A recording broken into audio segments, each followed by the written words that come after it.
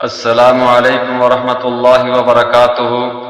نحمدہ ونصلی ونسلم علی رسولہ الکریم اما بعد قال اللہ عز وجل اعوذ باللہ من الشیطان الرجیم بسم اللہ الرحمن الرحیم وَإِن كُنتُمْ جُنُبًا فَاطَّهَّرُوا وقال رسول اللہ صلی اللہ علیہ وسلم تحت كل شعرة او شعر جنابة او كما قال علیہ الصلاة والسلام اللہم صلی علی محمد النبی الامی وعلی آلہ وسلم تسلیما۔ حضرات محترم، حاضرین، سامعین گرامی، ہمارے گزشتہ درس میں غسل کے واجب غسل کے دو جو مکمل طہارت حاصل کرنے کے طریقوں میں سے ایک طریقہ جو غسل کا جو فرض طریقہ ہے، جو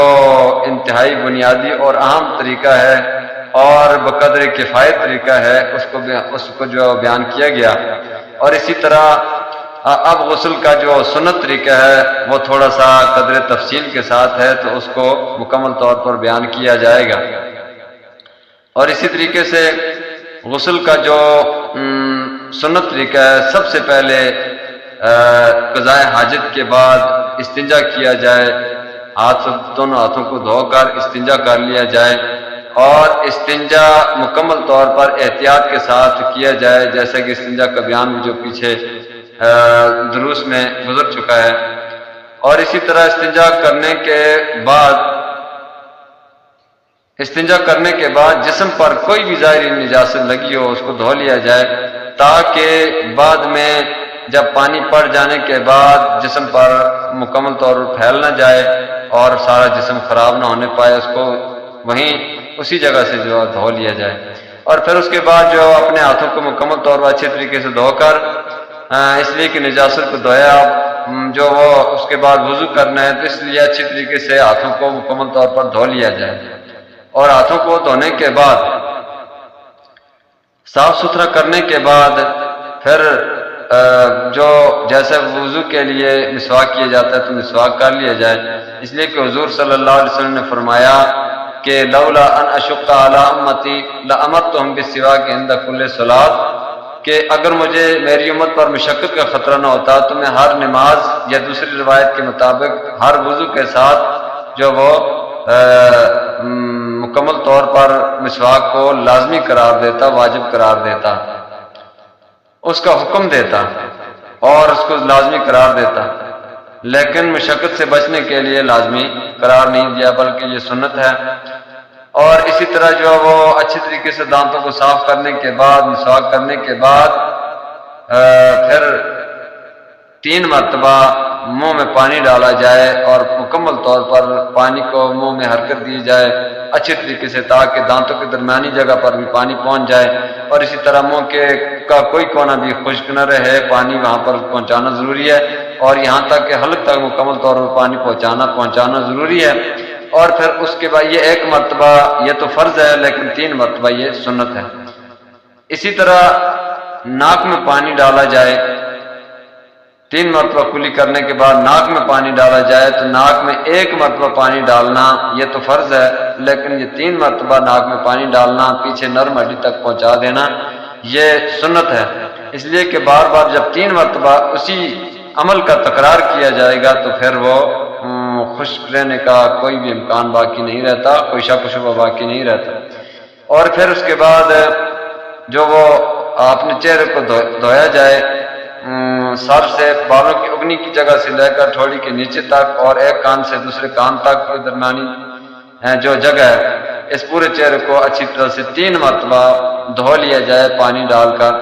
پانی بہایا جائے۔ اور پھر اس کے بعد جو اپنے بازوؤں کو کونیوں سمیت دھویا جائے، اور اسی طرح 3 مرتبہ یہ عمل کرنا سنت ہے، یہ چونکہ سنت طریقہ بیان ہو رہا ہے۔ اور پھر اسی طریقے سے اپنے سر کا 1/4 مسح کرنا تو فرض ہے، لیکن پورے سر کا مسح کرنا جو ہے یہ سنت ہے۔ کانوں کا مسح کیا جائے، پھر اسی طرح گردن کا مسح کیا جائے، یہ بھی مباح اور مستحب ہے۔ اور اسی طریقے سے اپنے پاؤں کو ٹخنوں سمیت دھویا جائے، 3 مرتبہ یہ سارے عمل کرنا سنت ہیں۔ اور اس کے بعد جو اپنے سر کو پر پانی ڈالا جائے، مکمل طور پر سر کو دھویا جائے، اور کانوں کے اندر کی جگہ وہ اس کو بھی لازمی اور ضروری قرار دیا ہے، وہاں پر انگلی ڈال کر کانوں کے مکمل جو پردے ہیں باہر کا اور کان کے ظاہر کا جو حصہ ہے اور پیچھے والا حصہ مکمل طور پر وہاں پر بھی ہاتھوں سے مل کر مکمل طور پر دھو لیا جائے، تاکہ کوئی جگہ وہاں پر بھی خشک نہ رہے، اس لیے کہ کانوں کے جو سوراخ ہیں ان میں پانی نہ جانے کا بھی جو امکان ہوتا ہے۔ اور پھر اسی طریقے سے اپنی سر کے مکمل طور پر بالوں کو دھونا، بالوں کی جگہ کو خاص طور پر جو نیچے جڑوں کو جو جلد ہے وہاں تک پانی پہنچانا، تر کرنا انتہائی ضروری ہے۔ اور اگر بڑی داڑھی رکھی ہوئی ہے اور ریش ہے تو اس کے نیچے بھی پانی پہنچانا، نیچے جگہ تر کرنا ضروری ہے۔ اور اسی طریقے سے جو وہ اس کے بعد جو پاؤں کو ٹخنوں سمیت دھونا 3 مرتبہ یہ ضروری ہے، ہاتھوں اور پاؤں کی انگلیوں کا خلال کرنا ضروری ہے۔ حضور صلی اللہ علیہ وسلم نے فرمایا اذا توضأت فخلل اصابع یدیک ورجلیک، جب تو وضو کرے تو اپنے ہاتھوں اور پاؤں کی انگلیوں کا خلال کر لیا کر، اور اگر داڑھی ایک مٹھی ہے تو پھر اس کا بھی جو خلال کیا جائے، اور اگر جو ناخن ہیں ناخن کے تھوڑے بڑے ہیں تو ان کی نیچے کی جگہ کو بھی خاص طور پر وہ درمیان میں پانی پہنچانا ضروری ہے، ہاتھوں یا پاؤں کے ناخنوں کے نیچے وہ جگہ بھی خشک نہ رہے، اس لیے کہ واجب غسل ہے۔ اور اس دوران اگر ایک بال کے برابر بھی جگہ کوئی خشک رہے گی، بال کے نیچے کی جگہ بھی خشک رہے گی تو غسل نہیں ہوگا۔ یہ ایک حکمی نجاست ہے پورے جسم پر پھیلی ہوئی، جب تک وہ پورے جسم کو تر نہیں کرے گا مرد یا عورت اس وقت تک یہ پورا جسم پاک نہیں ہوگا اور نجاست سے طہارت کی طرف انسان منتقل نہیں ہو سکتا۔ اور اسی طریقے سے پورے جسم پر یعنی کہ سر دھونے کے بعد خاص طور پر دائیں طرف سے پانی ڈالنے کی ابتدا یہ سنت ہے، اور کوئی بھی اچھا کام ہو تو دائیں طرف سے اس کو شروع کرنا سنت ہوتا ہے۔ تو اپنے سب سے پہلے دائیں کندھے پر پانی ڈالا جائے، پھر اس کے بعد بائیں کندھے پر پانی ڈالا جائے، پھر اس کے بعد جو صابن کے ساتھ پورے جسم کو دھویا جائے، اس میں خشکی کا کوئی شک و شبہ باقی نہیں رہتا۔ اور اسی طریقے سے پورے جسم پر اس طور پر ایک مرتبہ پانی بہا دینا کہ کوئی ایک بال کی جگہ بھی خشک نہ رہے، یہ تو فرض ہے، لیکن 3 مرتبہ پانی بہا دینا یہ سنت ہے۔ اور 3 مرتبہ کو سنت اس لیے قرار دیا، 3 مرتبہ کے بعد باقی جو ہے وہ خشکی کا شک و شبہ باقی نہیں رہتا، اس لیے سنت میں خیر اور برکت۔ اور پھر آخر میں، سب سے آخر میں اس سے پہلے جو اپنے جو کندھے کے نیچے بغل کی جگہ ہے، یہ بھی ایک ایسی جگہ ہوتی ہے جس کے خشک رہنے کے امکان ہوتا ہے، تو پورے جسم کو ہاتھ سے پہلے مل لیا جائے، پھر اس کے بعد وہ ظاہر صابن لگائے گا تو پورے جسم کو ملے گا۔ ہر جگہ پر ہاتھ پہنچانا ضروری ہے جہاں پر خشک رہنے کا خطرہ ہو۔ جو ناف ہے، ناف کا جو سوراخ ہے اس میں بھی انگلی ڈال کر اس کو بھی تر کر لیا جائے، اور پھر آخر میں جو ہے وہ پاؤں کو دھو لیا جائے جب غسل مکمل ہو جائے، تو اس لیے کہ نیچے جگہ فرش سے اٹھ کر جو پانی لگتا رہتا ہے، اس کے چھینٹے پاؤں تو خراب ہوئے ہوتے ہیں، اس لیے آخر میں جو پاؤں کو دھو لینا غسل میں آخر میں یہ ضروری ہے، تاکہ پاؤں مکمل طور پر جو وہ بھی صاف ہو جائے۔ تو یہ سنت کا جو مکمل یہ غسل کا واجب غسل کا مکمل سنت طریقہ ہے۔ اس طریقے سے سب سے زیادہ جو طہارت مضبوط اور قوی اور